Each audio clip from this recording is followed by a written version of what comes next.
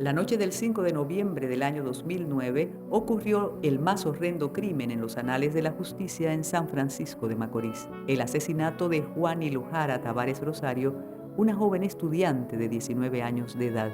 El siguiente 9 de diciembre del mismo año, el Ministerio Público ordenó el apresamiento de María Magdalena Marizán Flores de Vélez. Fue más tarde condenada a 30 años de cárcel ante una comunidad que, totalmente trastornada por dicho crimen, había encontrado a quien culpar. El asesinato de Lojara y el hallazgo de su cadáver por dos haitianos en unos terrenos detrás del Colegio Continental consternó a la población de San Francisco de Macorís. Pero más allá del asesinato castigable y terrible de una joven estudiante de una importante ciudad de nuestro país, el hecho se convirtió al poco tiempo en un comedero mediático y un foro donde las pasiones exacerbadas y las opiniones encontradas lucharon por la atención de la nación dominicana. Los acusados principales fueron Yariel Rosario Ramos, de 17 años de edad, y Víctor Alfonso Brito, alias Guachi. El lugar donde dicen se concertó la llamada fatal que dio como resultado la contrata oficial para la muerte de Lojara, el Parque de los Mártires. Marizán fue a su vez señalada por el Ministerio Público como autora intelectual del crimen, bajo el argumento de que ésta no quería que su hija, Maciel Vélez Marizán, sostuviera una relación de amistad estrecha con la occisa Lojara Tavares. Es la primera vez en la historia judicial que se apresa y se acusa primero al supuesto autor intelectual, y más de un mes después aparecen los autores del hecho. Los argumentos que desmontan esta teoría son muchos y diversos. El proceso penal para probar la culpabilidad de la acusada se vio matizado por diversas circunstancias que lo hicieron y lo hacen todavía hoy un proceso cuestionable y parcializado. Oye, que pongan la nalga en remojo el tribunal. Si el juicio no se da, que pongan la nalga en remojo. Pila de malditos delincuentes. Malditos delincuentes lo que son. Unos malditos vulgares delincuentes es lo que son, coño. Pero que a los jueces y a todos los que tenemos en este caso, que se atengan a las consecuencias. Que hay un pueblo en pie. Ahora nos vamos a llamar el pueblo a la movilización. Y aquí nadie responde por lo que puede pasar a partir de este momento. ¿Cómo fue posible que el proceso se llevara a cabo en la misma ciudad donde ocurrió el hecho si la comunidad estaba afectada de manera indiscutible y peligrosa? La presión social ejercida sobre todos los actores de este importante proceso penal salió a relucir desde el primer momento. La muerte está aquí, el pueblo está en la calle, los jueces por millones nueva vez ponen en libertad a la asesina Elena Marizán. ¿Qué puede pasar en San Francisco de Macorís? No sabemos. La muerte está aquí de parte de Géboneré, un C20, como lo quieran comprar los jueces. La familia Vélez Marizán es una familia que ha quedado virtualmente rota desde que la sentencia condenó a María Magdalena y tronchó la cotidianidad de su vínculo. Gregorio Vélez conoció a su esposa en Nueva York. Dominicanos emigrantes buscando un sueño como tantos de nuestros compatriotas iniciaron una relación y formaron un hogar a base de trabajo duro y un sólido vínculo completado por 4 hijas. Hasta los fatídicos eventos del año 2009, la familia no conoció y no conoce todavía hoy lo que es desunión. Yo siempre he sido una persona de negocio. Solamente a mí me ha interesado la parte que me pertenece, pero no he sido capaz nunca de quitarlo de nadie. Y siempre me he ocupado en asuntos de préstamo. Yo le compré una finca a un señor, muy bien comprada y muy bien vendida. Y mi mujer me pidió que le hiciera una casa. Y lo único lamentable, que yo no tenía más dinero para hacerle una más grande que esa, porque ella se lo merece. Ella se lo merece porque vendí mi finca, hice mi casa, pero eso aquí fue terrible. No se la dejaron vivir, no se la dejaron vivir. todavía mi casa no está hecha. A veces yo me pongo a pensar, digo, pero ¿será que me confundieron con un mafioso? ¿Será que me confundieron con un narcotraficante? Pero de todo narcotraficante que le está yendo bien. ¿Será eso? Porque ¿por qué necesariamente a nosotros tiene que pasarnos eso? Desde el primer momento en que María Magdalena es apresada por el Ministerio Público, las circunstancias de la acusación que oficialmente se le formuló quedaron en evidencia. Amigos y vecinos del pueblo, queriendo a su vez encontrar los culpables de ese hecho, se movilizaron para buscar datos y encontraron testimonios de personas allegadas a Yadiel que habían conversado con este, admitiendo sus hechos. No, la muchacha, la que encontraron la muerta, yo le dije, ¿qué tú tienes tú que ver con eso? Y él me dijo que yo la maté. Entonces yo ahí, tú sabes, me asusté y brinqué para el lado de donde estaba y le dije que por qué lo había hecho y ahí él comenzó a decirme que era que él iba a atracar y que ella le dijo que si le hacía algo ella lo podía meter preso o porque, como tú sabes, que lo iba a meter preso, que lo iba a denunciar a la policía, que ella lo conocía. Entonces el show que dicen por la televisión de que la quemaron, eso fue mentira. Mentira, de que también que la agraparon, también eso es mentira. Yo me di cuenta que los forenses también se pueden equivocar, los forenses. Hablan demasiadas mentiras esos forenses. Y que hicieron esto, que esto, y no sé, verdad. Y ahí fue que yo me di cuenta que esa gente no sabe hacer su trabajo bien. Porque cuando yo vi en el periódico decían como que le habían dado palo, eso sí fue verdad. Eso es mentira. Tú dices que lo que la mató fue la puñalada. Eso fue todo mentira, eso de que entran de que a palo, que la quemaron, que la agraparon, que le hicieron de todo. Todo eso es mentira. Lo que la mató dice que fue una puñalada. La puñalada de él fue que la mató. La de aquí fue. ¿Pero ella duró mucho para morir o no? No. Y tú le contaste con lujo y detalle a Octavio. Yo le conté, pero no como bien así, como pasó todo, ¿no? ¿Y la fiscalía, ellos supieron o no? ¿Tú le contaste a ellos? A la fiscalía, ¿O no? sí. Y ellos te dijeron simplemente, no, tú lo que tienes que meter a esta mujer en medio y tú, así, tú sales fácil. Bueno. Pero arbitrariamente fueron desestimados como testigos en los juicios posteriores. Para muchos conocedores de la materia, esta es la base del problema. Las pruebas que estaban a descargo no fueron valoradas por el juez. Nosotros aportamos pruebas que decían que Yariel había ido ese día a la casa de un amigo ensangrentado y que había dicho tal o cual cosa y que no era Elena Marizán la culpable. Sin embargo, esas pruebas no se mencionan en la sentencia, por lo cual constituye una violación de derechos fundamentales. Y me dice, yo maté a una muchacha, yo la joiqué. Después que la estaba joicando, yo la tiré en el piso, la estaba joicando. Después que la estaba joicando, sacó una tijera que ahí tenía de picar hierba, chiquita. Y empezó a darle puñalada por ahí, por la garganta. Cuando la terminó de puñalar por la garganta, ya no se moría y empezó a darle con el piso ahí. La agarró por la cabeza y le empezó a chocar con el piso. Dios, no, que me decía a mí cuando yo lo fui a ver a la cárcel de ahí, al tribunal. Yo le decía, ¿qué tú haces? Y me dijo, no, yo no quiero hacer cárcel. Y él metió a Elena, porque Elena ya la tenían señalada como supuestamente la autora del hecho. Y ahí estaban investigando y no creían que era él. Y supuestamente le pitan a esa mujer que dijera que fue eso y dijo que fue esa mujer para salir de ese problema. Ellos me dijeron a mí que van a negociar y que mi condena, que la van a negociar. No me dijeron a mí, me van a decir que 3 años o 2 me pueden bajar. ¿Pero cuántos años era que tú ibas a echar?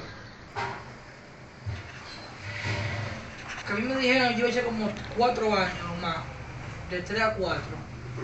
Ellos te dijeron que tú ibas a echar ¿cuánto? 2 solamente. 2. ¿Pero qué te ofrecieron a cambio? ¿Dinero? ¿Cuál? O que tú confesaras, por ejemplo, ¿quién fue? ¿Fue tu abogado o la fiscalía? Fue el abogado mío y también la fiscalía. ¿Pero qué te ofrecieron? Solamente... Ellos me dijeron a mí, oye, ellos me dijeron a mí, tú tienes que hablar, si tú no hablas te pueden te pueden tumbar el caso que tú tienes pequeño y te pueden poner el caso más grande. Porque eran 2 casos, uno por robo y uno por homicidio.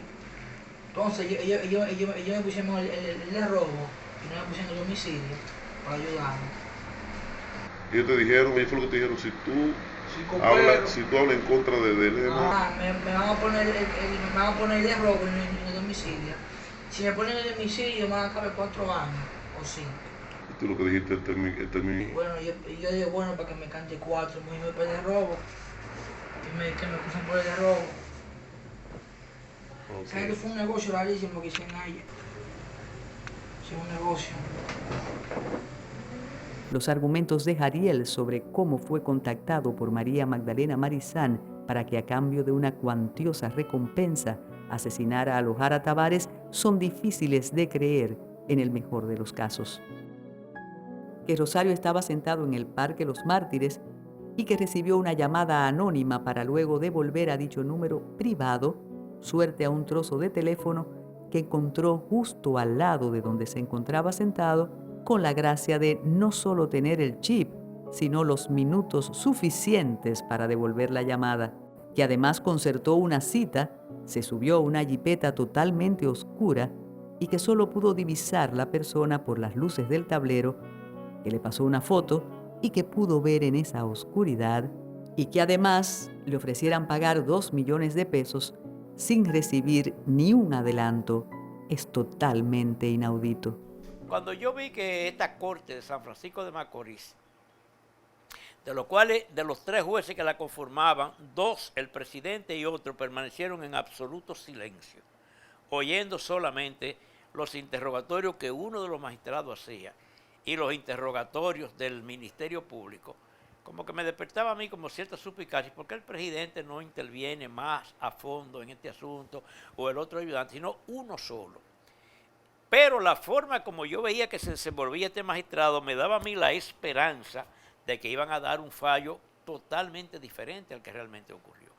Me sorprendió sobremanera ese fallo de 20 años de condena para una persona a la cual no se le probó la participación que caracteriza lo que en buen derecho es una complicidad punible. No se le probó ni remotamente siquiera. Yo creo que cuando se escriba la historia de las aberraciones, de las decisiones, la de San Francisco de Macorís en los 2 grados va a ocupar un lugar prominente. Que el Ministerio Público cediera ante grupos de presión social como el Falpo, los cuales financiaron las movilizaciones y la asistencia popular a las audiencias, provocando un caos y desobediencia civil en toda la ciudad.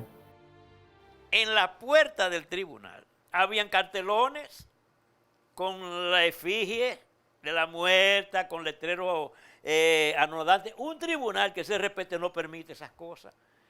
No permiten lo más mínimo esas cosas porque los jueces no se pueden prejuiciar.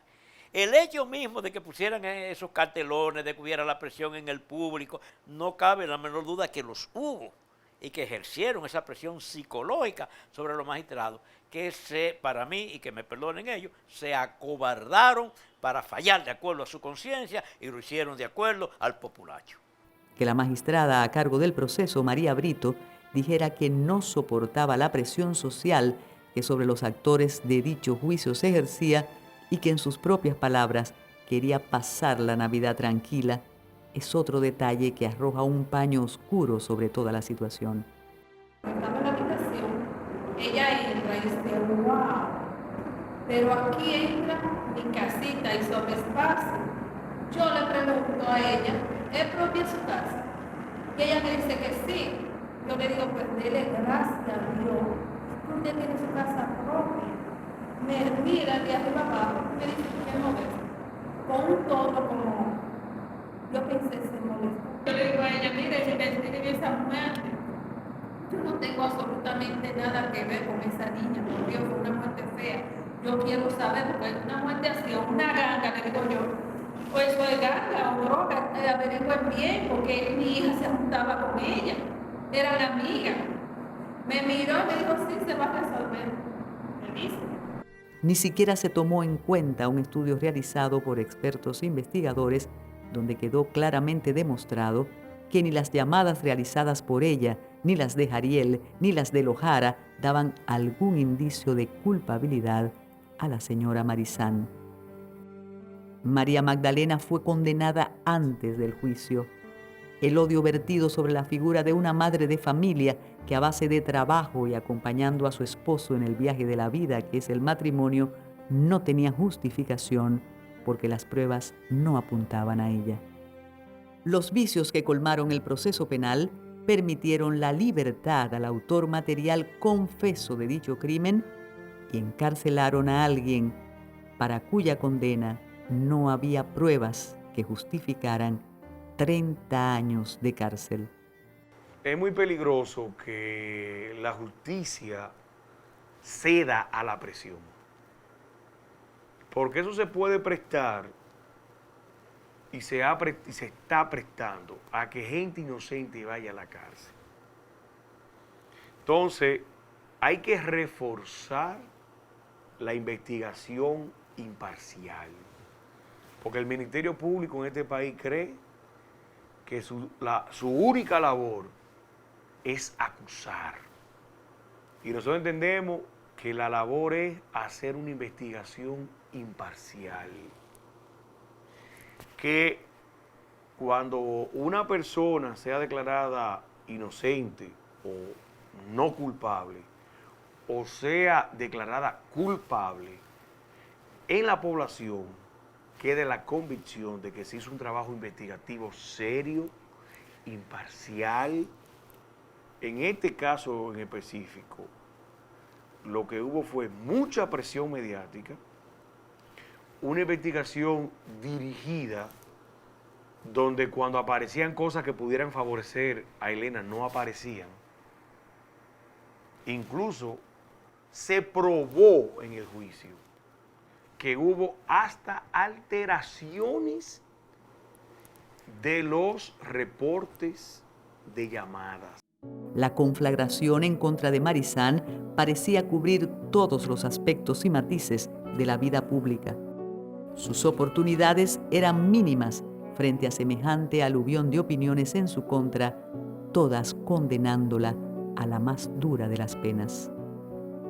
De repente, María Magdalena Marizán se convirtió en el recipiente de todas las culpas, merecedora de todos los infiernos y condenas imaginables, habidas y por haber. Pero ¿cómo sortear el obstáculo de una multitud que clama sangre, estando desinformada y sin elementos de juicios necesarios para ejecutar una condena? Tanto los jueces como todo aquel Ministerio Público que ha formado parte del engranaje de este expediente es responsable. El encarcelamiento y subsecuente condena de María Magdalena Marizán a cumplir 30 años por el asesinato de Lojara Tavares en calidad de autora intelectual no solamente fue el resultado de un proceso penal viciado desde el inicio, donde la presunción de inocencia del acusado debe ser preservada. A María Magdalena nunca se le dio el beneficio de la duda, nunca fue inocente, más allá de la duda razonable. El proceso y sus resultados debe llevarnos a reflexionar sobre todos aquellos que, siendo inocentes, confían en los recursos para que se pruebe su inocencia. Hombres y mujeres con sus vidas rotas, que siendo inocentes son enterrados vivos, condenados a cumplir sentencias más que injustas por crímenes que no cometieron. Hay que reflexionar sobre los efectos de estos procesos insanos que han destruido familias y cimentan la ira contenida por estos seres y por demás envían el mensaje de que todo es posible por ante la justicia dominicana siempre y cuando se tenga el apoyo de fuerzas que desde la oscuridad operan para retorcer los destinos de la justicia. ¿Cómo puede ser que dos jurisdicciones de dos grados diferentes, sin que se haya establecido una prueba contundente, tengan la osadía, porque no se le puede llamar de otra manera, tengan la valentía de cantarle primero 30 y después 20 años, como quien dice, le estamos dando un premio de consolación, bajando de 30 a 20 a esta señora, sin que estuviese caracterizada la prueba mínima de la existencia en la culpabilidad de esa señora. Te digo que me decepcionó al extremo tal que ya yo no quisiera que me buscaran para